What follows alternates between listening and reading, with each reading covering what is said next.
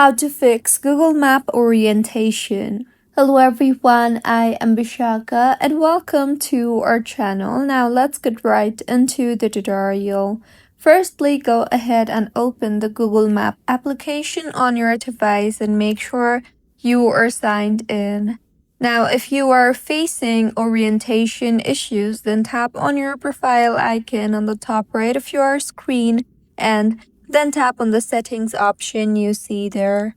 Further, under the Getting Around tab, tap on the navigation option you see there and then scroll down until you see the Keep Map North Up toggle button.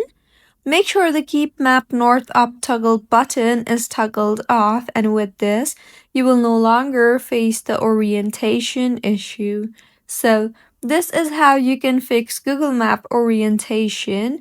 If you find this tutorial helpful, please like the video and do comment if you have any queries. Also, do subscribe to our channel for more helpful tutorials like this. See you on the next one.